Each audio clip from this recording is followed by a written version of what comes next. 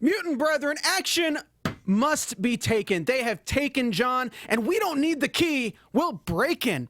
Something must be done about vengeance, a badge, and a gun, because Jace, I'll rip the mic, rip the stage, rip the system. I was born to rage against him. Let's go.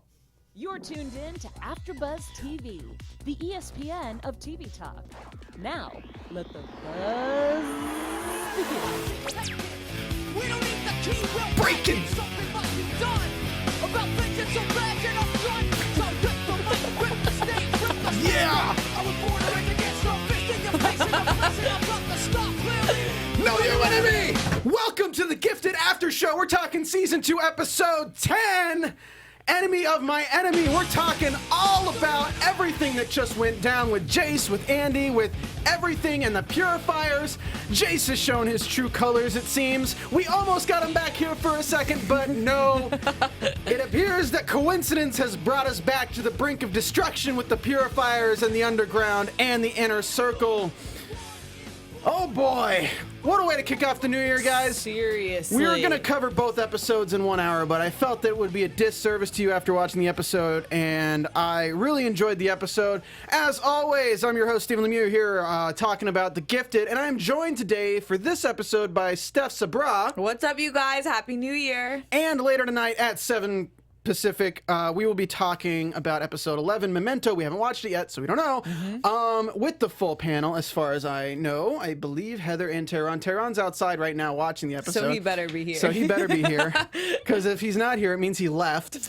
But we have an action-packed episode to talk about. First half, a little less action-packed than the second half, but still some major story developments. We're going to be talking about Jace. We're going to be talking about John and Blink. We're going to be talking about the plan. We're going to be talking about Lorna and Andi. We're going to be talking about Lorna and Marcos. We're going to be talking about Andi and parents. We're going to be talking about Andi and Lauren. We're going to be talking about Capri Sun.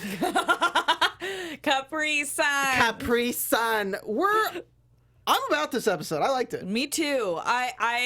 We were talking outside the studio a little bit about how the beginning was slow. I do agree, but it was worth it.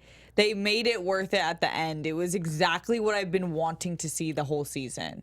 Yeah. It was like the reunion, like The fighting together. remix. Right?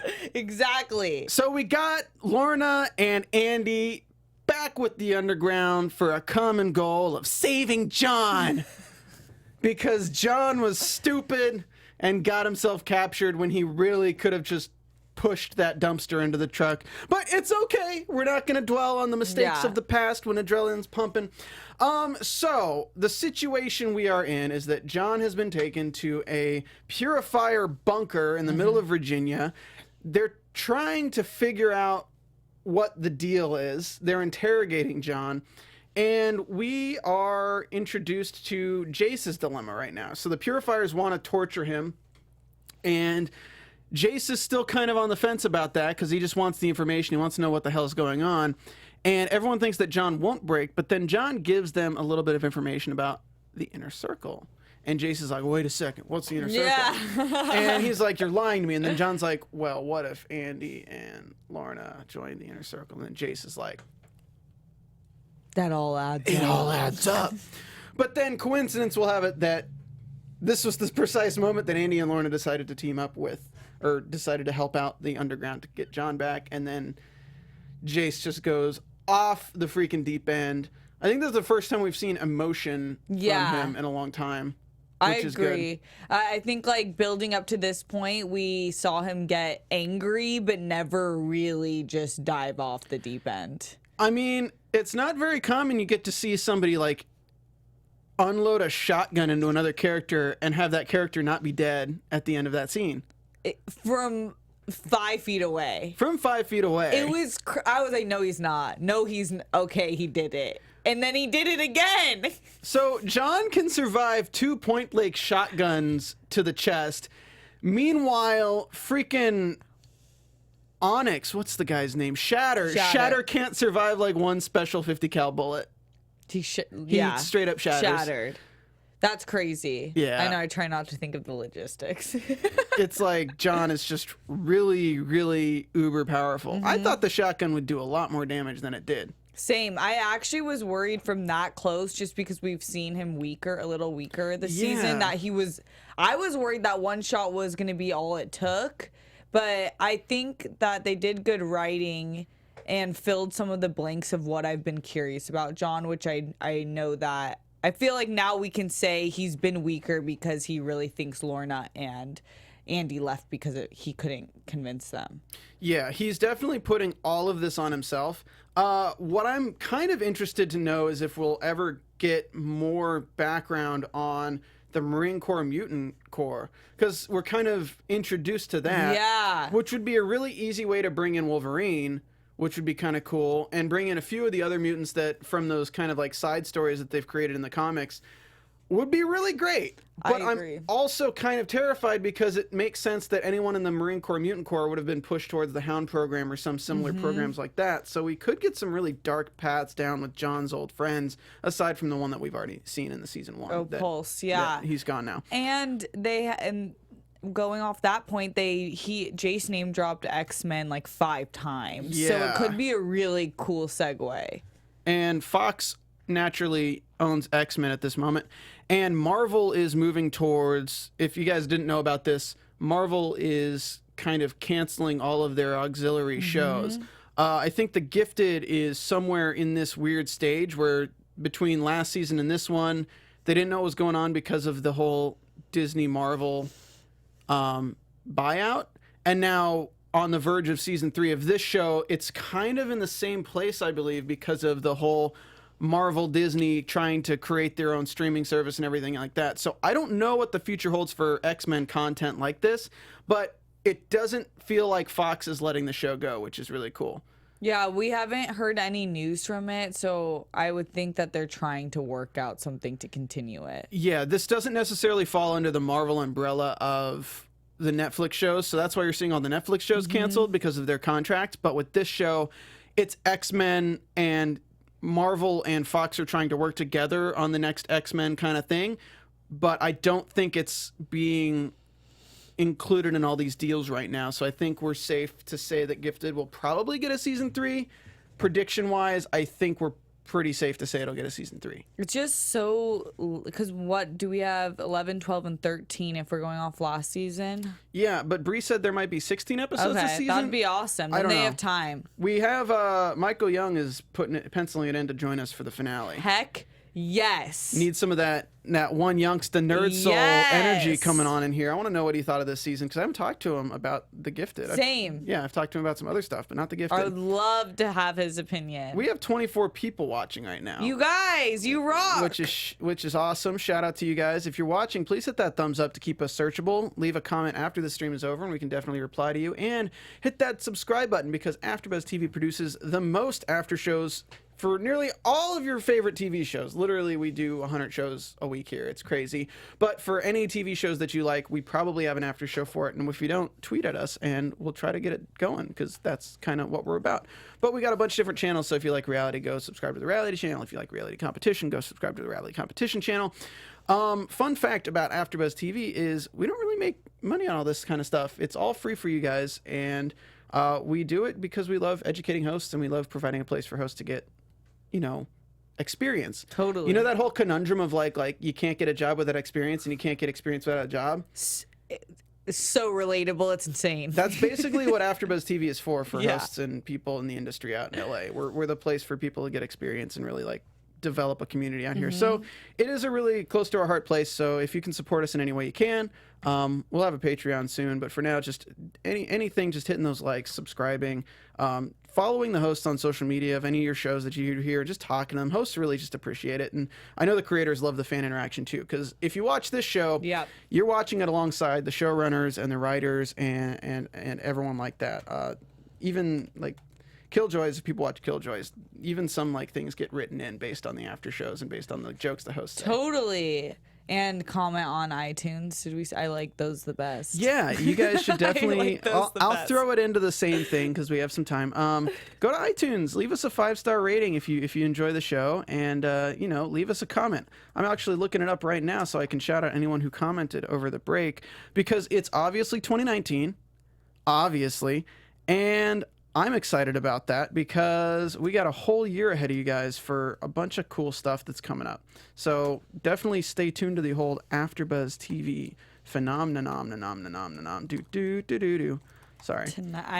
I haven't noticed your hair. Yes, you guys, doesn't it look wonderful? For our audio listeners, I shaved my head. It's amazing. Sorry, this is a bit of tangential. Let's see, December 5th. Did we already shout out all Atlanta Word Finder? I don't think so. All right. Well, shout out to Atlanta Word Finder. Says I have no one to discuss the show with in real life. It's always great listening to you guys the next day. Quick note: the inventor of dynamite didn't receive. Yeah, Alfred Nobel. He started the Alfred. So yeah, I did a bit of a. I remember talking about that. I did say a bit of wrong information on the last episode that I was kicking myself for because I totally split it up in my mind. The creator of dynamite was Alfred Nobel, and he hated his invention so much that he created the Alfred Nobel Peace Prize to award people who benefited the world in some way other than dynamite. That's so cool. So literally, like, all of our YouTube comments weren't about our opinions on The Gifted. They were all about telling me how much of an idiot I was for getting that information wrong. So I apologize. But anyway, guys, hope you enjoy the show. Hope you're enjoying it so far. Again, we'll be back at 7 p.m. tonight to talk episode 11, but we still got a lot to talk about for episode 10. So let's keep going in. We talked about Jace. He's officially off the deep end now. He's officially anti-mutant.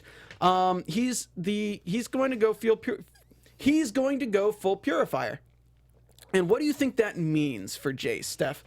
I think it will be really scary. I haven't seen him this hyped up. Like, we thought we saw him hyped up, especially when his wife left, but this was next level. So I really think this is going to be very organized. He's going to reach out to whoever he can, go on the news, be fully the face of it, and I think really go after the inner circle now. But I'm not sure if he'll take the advice of the inner circle, but he's going for the mutant underground. Hard. Well, this is what Kobe Bell said. He said, I lost everything! I lost my daughter, I lost my wife, I lost my job. You took it from me! And that was in an interview. Oh, wait, no, that was in the show. Sorry, guys. So I think he's gonna go hunt some mutants. I think we're gonna see some old contacts come to the surface. Yeah. Because I think he knows about the inner circle now. Yeah. And if everyone who hates Jace, whatever, I don't care. The fact that we now have an antagonist to the mutants who knows about the inner circle is awesome. Mm-hmm. It's freaking great because it means from the top of the purifiers down, nobody knows about the inner circle, and now somebody does, and it's Jace, and he's gonna go freaking cause some craziness, and that's awesome to me. And he has access to the media, and they did show that Ryan's hour, I believe it is today, this episode, so it might be showing what he's gonna do next. But and I'm wondering, like, will he bring the Hound program back? I know that they destroyed it, but something like that, he could still have access to doctors. It's scary. You know, I don't even think it needs to be the Hound program. I think if Jace just went straight up Punisher and is like the human versus mutant Punisher, that would be a great storyline to insert into the show. And with the parallel of Andi, both of them have that kind of genocidal talk a little bit going on. And like, if you have, like, now we have two main characters on complete opposite sides of the fence that aren't about the whole betterment of anything. Andy's like betterment of mutants, but like the humans that do this. Andy's, we'll talk about him soon, but he's developing things similar to Rebecca. He's blaming himself for Rebecca's death, but he's blaming humans for what led her there. Oh, totally. And it's kind of creating... And smiling at pain. Yeah. Oh, it hurts so good. I'm Andy. Oh, no! God. Shout out to people in the chat. Alexander Vinegar says, Jace went too far. Rainbow and Fudge Vlog says, I hope he has a horrible death. Taya Davies says, but he thought that John was lying about that. Yes, he thought John was lying about that, but all he's going to do is do some digging and realize that it's a thing. Jace isn't stupid. He's just flawed, which means that he's going to research whatever leads he got from this moment. Because he could find out that everyone's involved in the inner circle. Alyssa Ramos says, I don't think he believes yet about the inner circle, but something else is going to happen that will make him believe. I think all he has to do is research the inner circle, and people are going to come after him. Reva's going to send people after Jace, and Jace is going to kill whoever she sends. So who could Reva send in the next episode or two after Jace from her team that gets killed by Jace? Could we lose a Frost sister? Could we lose Sage? Could we lose somebody from the main squad of Inner Circle? It'd be interesting. Someone's gonna die. One of the mutants has to die. And they have this Fade season. back now, so maybe Jace will take out Fade. Like, I'd love to see a scene where Jace is researching on a computer and he just like senses something's different and like dodges out of the way just for a bullet to go through the computer. And then he has a fight out with an invisible man and kills Fade. That would be dope. As much as you hate Jace, that would be freaking cool. Like, Yeah. you can't even deny that. So I'm excited where they're taking Jace. I'm not excited that he didn't get his redemption story that I always predicted that he'd get. I still think at the end he'll get some form of it, but not to the point that I originally thought. Let's go ahead and talk about John and Blink. Okay. Yes. So, John and Blink convinces everyone that Marcos should reach out to Lorna and that we gotta save John because we made a promise. I know the flashback. We made a promise right after you cheated in that game of pool against John and we were friends and stuff. I don't know, that scene felt really forced. It was like, hey, let's throw a flashback in here just so we can reference it later. Yeah, I would have believed that they made a promise. Because they were like all writing for the same gang for so long. Yeah, like I didn't need that scene for them to have the promise. She shouldn't have even needed to be reminded of the promise to know that John has always been on her side, never used any sort of violent tactics against her. Like, that's ridiculous. Lorna actually surprised me this episode, but I know we're talking about Blink and John. Yeah, but you're right. Like all Marcos should have had to say to Lorna when she gave him like talk back, he should have been like, Lorna, it's John. Yeah. Like that's all it should have needed. Out of everyone, John is the number one because he's always been the most loyal to the soil. He brought everyone together. Did you say loyal to the soil? Loyal to the soil, baby. Guys, that is a new phrase I have never heard before. Steph Sabraw, opening the mind. So John is stuck in this barracks, and Blink convinces Marcos to reach out to the inner circle. Marcos reaches out to Lorna using Fade as the bargaining chip, basically just to get a meeting. And it was nice that he used Fade's phone. Lorna's like, why is Fade calling me? Like, what's this dude? He's like, send nudes. Like, Fade probably has been texting Lorna like crazy stuff. And she's like, God, I don't want to talk to this guy right now. So that's how we get the situation. Andi convinces Lorna, which I thought was a good moment. I didn't think it made sense because I didn't think Lorna should have needed convincing. Exactly. But we do get to see a little bit of Andy's side here of like, he's loyal to the cause, but he still considers the underground friends. Which is good. Really, yeah, Andi really confused me this episode because I think it is good writing that he's more complex than just an angsty teen. He obviously has some values and belief, but he's so impressionable. So he believes everything he's been told, and now it's become like violent and embedded in his head. But he does still care about his loved ones.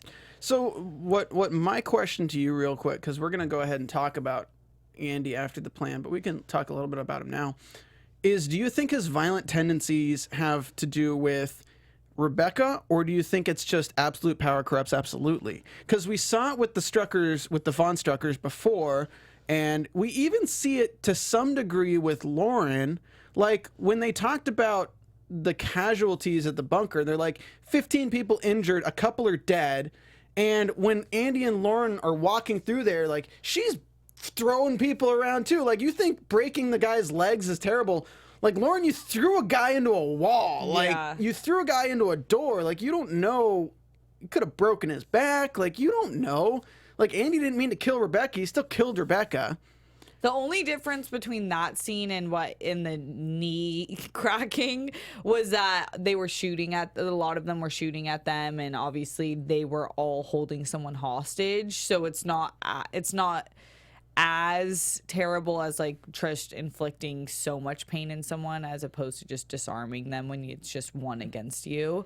But I see it in Lauren too. This episode, there is a turn going on, and I don't think it's Rebecca. I think Rebecca probably was another added reason for Andi to become more extreme, but I do think it has to do with power. I think when you're so powerful but all of society treats you like a freak, it would engage a really sadistic side in your brain, because you want to show how powerful you are, and how could they ever disrespect you, kind of like not letting you live when you do have abilities and they don't. Yeah, and Lauren also doesn't actually know what it's like to be viewed as a monster. She's never really experienced that. She had the quick thing with the sleepover where it was almost revealed that she was a mutant, but it wasn't.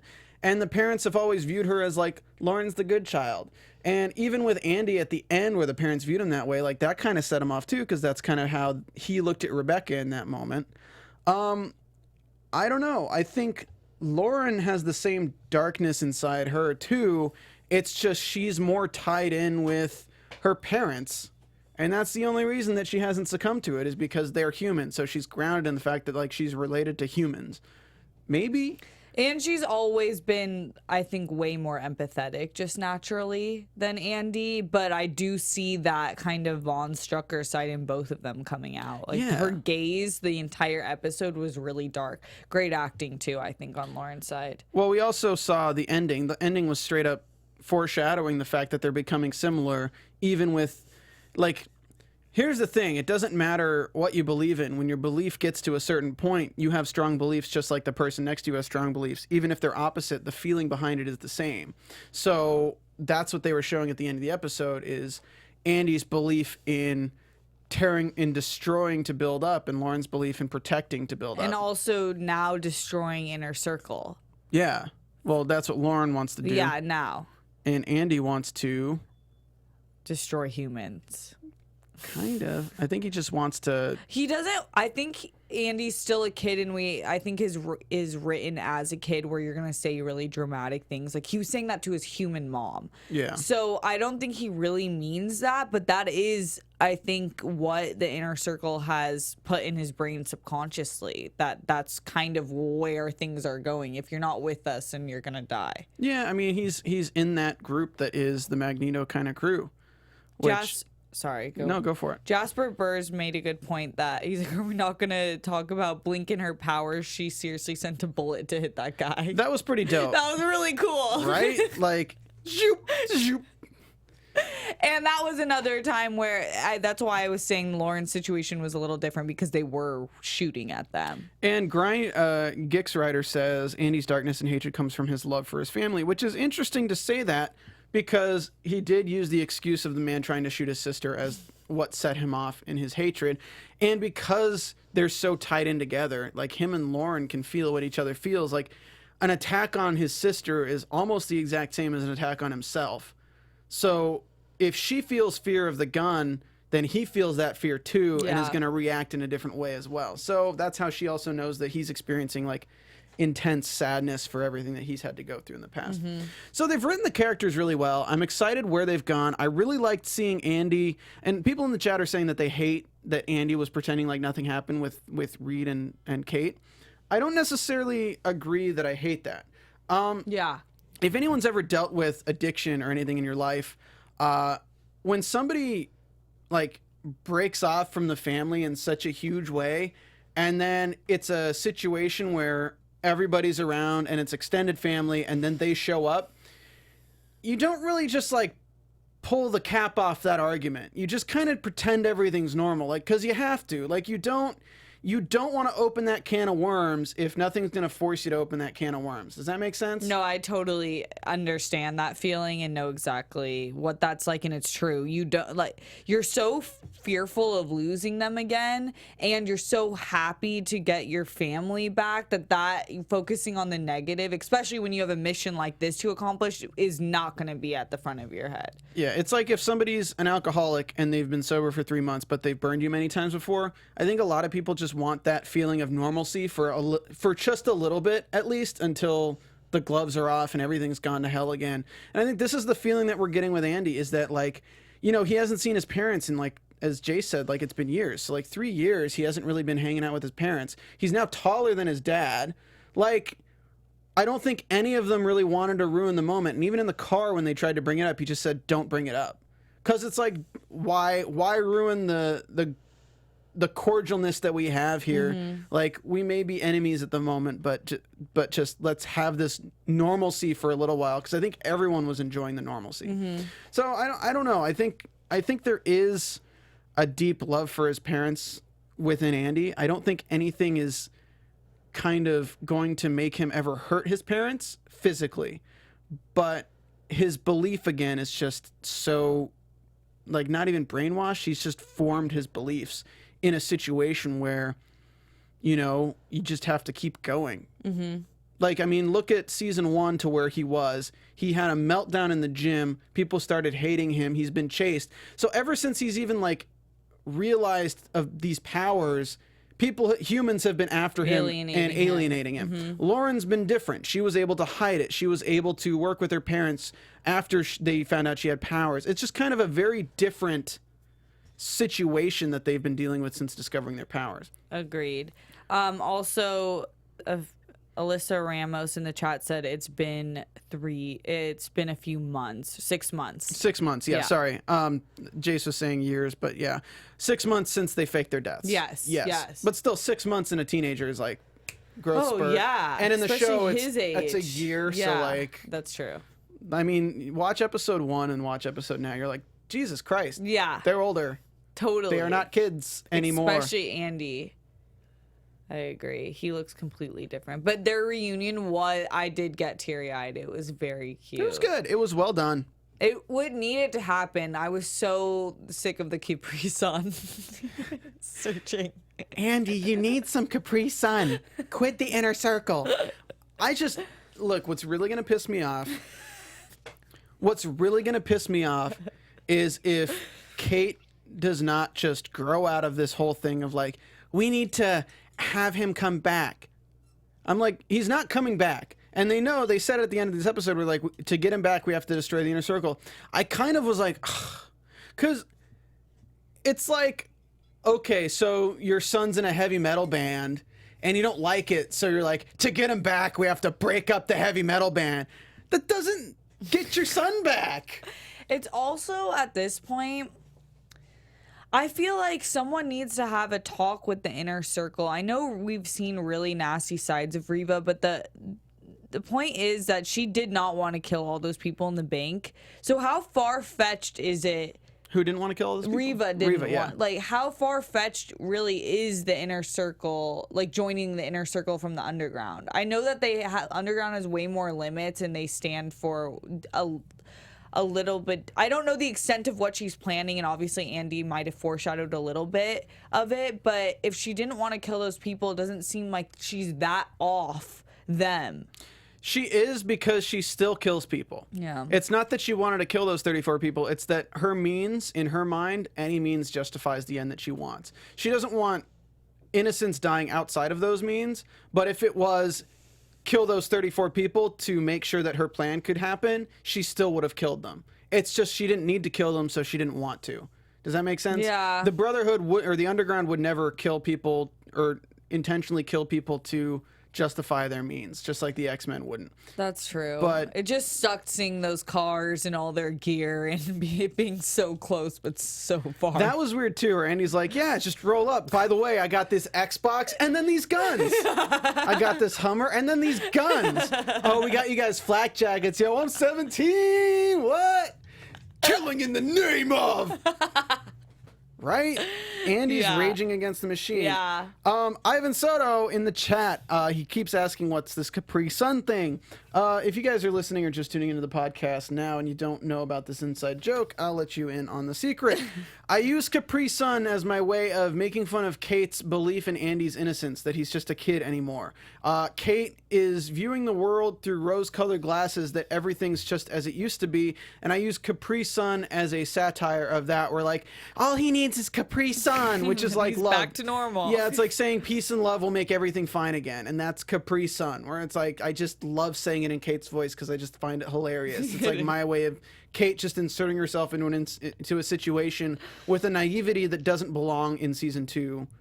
10 episodes Completely. in. It's like we've seen people die. We've seen that Andi has made this choice for himself. Capri Sun is just not going to bring him back. Okay, Kate? So that is the Capri Sun thing, guys. Okay, if you guys don't understand what I was doing there.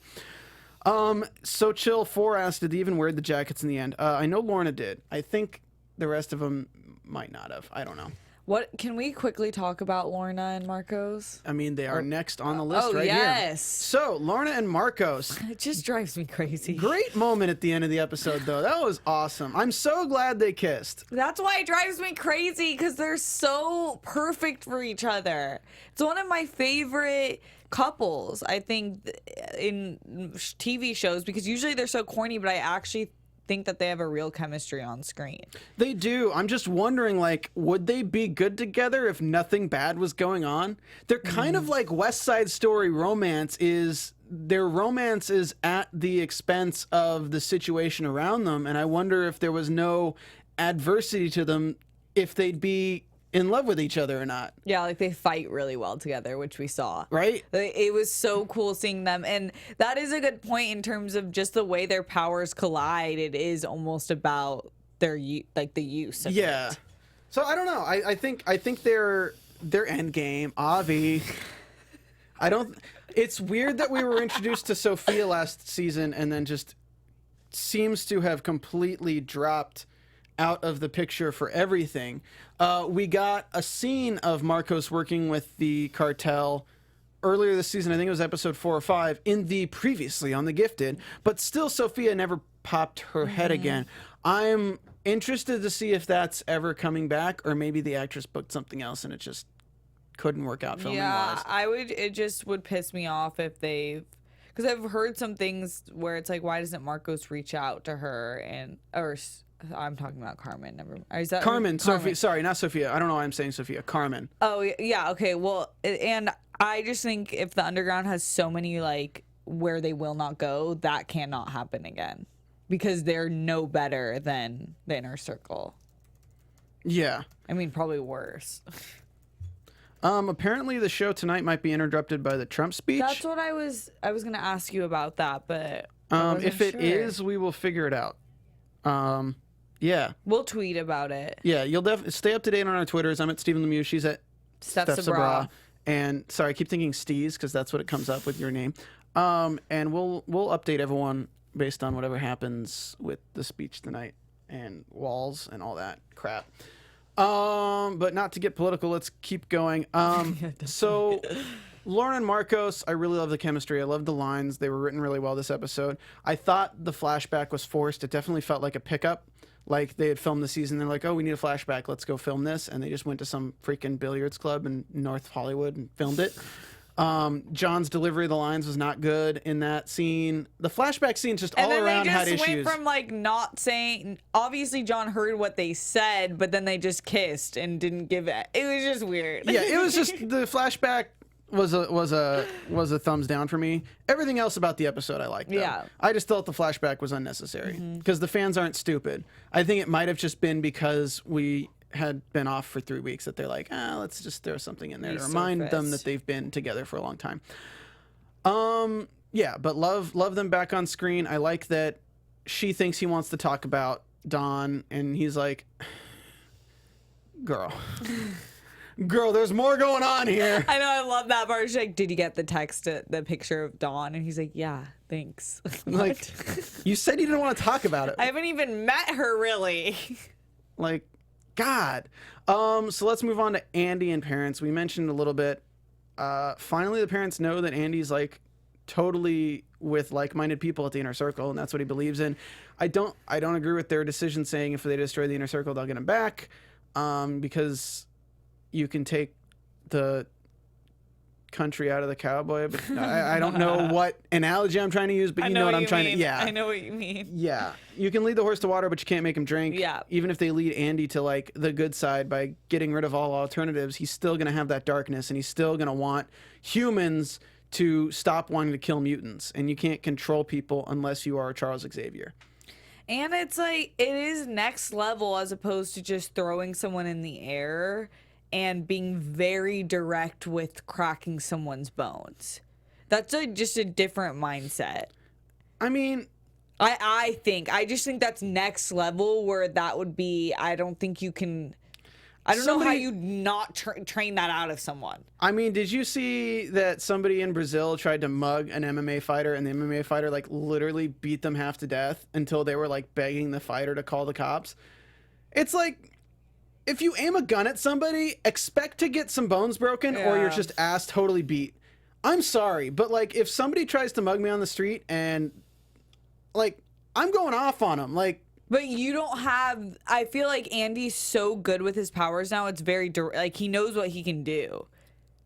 Yeah, I mean, I get it. I think what was the issue wasn't that he broke the guy's legs, it was that after the guy was disarmed, he kept torturing the guy. Yeah. Like if he had just been like, you tried to shoot my sister and then he just broke the dude's legs, everyone would be like, yeah. Everyone watching would be like, you go, Andy. I agree. It's because it was like torturing an animal at that point. He was viewing a human as an animal, and it was animal abuse from a mutant point of view. Yeah, that's a great distinction. It was the time length between his it was movements. that he just like kept going into it. He's like, you see those fingers? Gone. Hey, you see that hint? Gone. Watch me make your legs disappear. I mean, I thought they could have done something cooler where like he freaking made the guy like sink into the ground with his powers, or just I thought they were gonna do some Diablo Lord of Destruction stuff and just explode the guy. Like I thought there would be some craziness going on, and all he did was break the guy's legs. I'd say the guy got off pretty easy. Yeah. Depending on the fact that they were like, yeah, a couple people died, 15 people are injured. It's like I don't see it being the same thing when they're like, yeah, a couple people died, 15 are injured, and you should see what they did to Kyle. I'm like, no, you should see what they did to the guys that died. Yeah. Like, they're dead. I know, when they came back and said that, I was like, oh, great. Like, now you guys are gonna go off that point. I mean, his name's Kyle. Like, what do you expect? You expect to keep your legs unbroken Dang with a it, name like Kyle. Kyle? I'm just kidding, guys. Let there be a Kyle in the chat. I just remember South Park where they're like, who the hell are you? Kyle. Just like the random episode, like 10 seasons back or whatever. All right, let's move on to Andi and Lauren. So we get the dream sequence, which was interesting. We can tell that Andi is definitely perturbed by the fact that, hey, you killed your girlfriend. You know, we've all been there. It's happened to most of us. Most of us, like, Steph's killed her girlfriend before. Yeah. We've all just killed our girlfriend. Yeah. Call up OJ and be like, okay, I need advice. I'm just kidding. Write a book about it. Oh, my. Anyways, I'm so sorry. the dream sequence. Lauren is not having it. Isn't it interesting, though, that we now know that at any time through the dreams, Andi or Lauren can know exactly where they are? Yeah. Like, he could just know the apartment complex they're in from the dream. He's just like, oh, this address. Cool. Let me just write that down in my dream book and put it in my dream journal. Yeah, that will be interesting moving forward plot-wise, because if they continue separate, and then I think some of our predictions, I believe from the first season, was that like Reid would die and Andi would be by the hands of Andi maybe, and he'd be completely unsalvageable, and then it's like, oh, I can just dream and see where they are. And... I see if Reid dies now, and this is all conjecture, if Reid dies now, I think it has to be to save Andi from a situation that Andi put himself in. Yeah. And I think that's the only thing that could bring, not the only thing, but that is something that could bring Andi back to reality as far as... like love and family. Yeah, as far as like thinking about how his decisions can affect others, even the people he's against. So like Reid will have to get his powers back, and I could see Reid's powers like overloading. They foreshadowed this already where they said that continued use of this gene therapy can cause a very bad reaction where your powers overtake you, and I could see this happening to Reid. And it is scary. It's either going to be Lauren and Andi having to come together to use their powers to save Reid, or it's going to be Lauren having to seal Reid within like a room or something so they don't all die. I don't know. I just see they've really, as much as I don't mind Reid's character, people are calling him Papa Dumbass in the chat. I don't necessarily dislike Reid's character too much. He's doing the best he can. He's not as vocal. Kate's the more vocal one. I haven't heard Reid talk about Capri Sun. So, like, I don't know. He's kind of more, I think after seeing Andi in this situation, he's a little bit more realistic in the fact of, like, damn. But yeah, they're really foreshadowing his demise in a big way. But I really do like Reid as a character. Yeah. I do. And I like Stephen Moyer. I think Stephen Moyer is great. So, I mean, it would be to the detriment of the show to lose him, but at the same time, if they play it right and do it well, which they've been doing well, like I've been stumped on a few things, I think it could be a satisfying reaction to his, if he died, a satisfying reaction to his death. The writers have been doing a good job, is what I'm saying.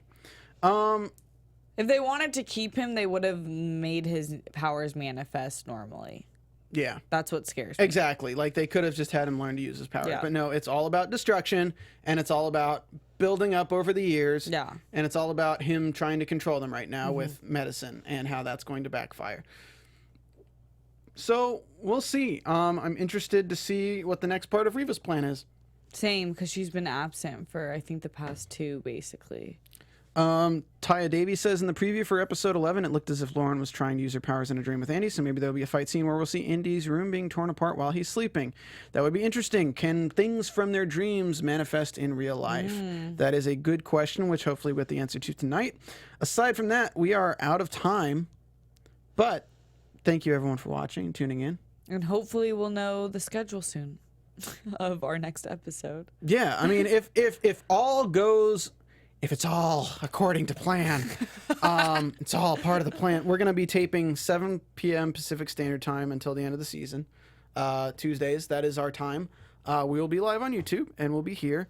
For the finale, I believe I'm going to try to set it up so we can do a watch-along, for sure. Watch the finale with you guys. And if you joined us for that before, it's where we watch the episode with live commentary, so you can kind of hear stuff, but you're not going to be watching it. But you can just have it on in the background with us. And yeah, that way we can all enjoy the finale of season 2. Hopefully the show gets a pickup. If you haven't already, we got 13 likes, so please hit that like button. We got like 24 people watching, and then comment after the stream is over. Thanks so much. Where can we find you, Steph, in the meanwhile? You can find me on Twitter and Instagram at Steph Sabraw. And you guys can find me on Twitter at Stephen Lemieux, StephenLemieux. And if you guys haven't, go check out twitch.tv/AfterBuzz, AfterBuzz. Yes. If you are a Twitch watcher, please hit that follow button on there. There's going to be some really cool stuff happening there in the future, including me, including Steph Sabraw. Yes, I'm so excited. My first time using Twitch. Including a lot of your favorite AfterBuzzers. I just totally decked out the trailer to be a gaming studio, and for like anything that people want to do. We might have a host doing yoga. We might have a host doing like spiritual stuff. We got a lot going on. It's gonna be so excited about that. 8 hours a day, 6 days a week. We're gonna be streaming on Twitch. So please check that out. For now, though, the enemy or the enemy of my enemy is my friend, and all of you guys are also my friends. So welcome to 2019, and we'll see you guys later tonight, if not tomorrow, depending on the whole Trump thing, if we're walled off or not. So see you next time. Our founder, Kevin Undergaro, Phil Svitek, and me, Maria Menounos, would like to thank you for tuning in to AfterBuzz TV. Remember, we're not just the first, we're the biggest in the world, and we're the only destination for all your favorite TV shows. Whatever you crave, we've got it. So go to AfterBuzzTV.com and check out our lineup. Buzz you later. The views expressed herein are those of the hosts only and do not necessarily reflect the views of AfterBuzz TV or its owners or principals.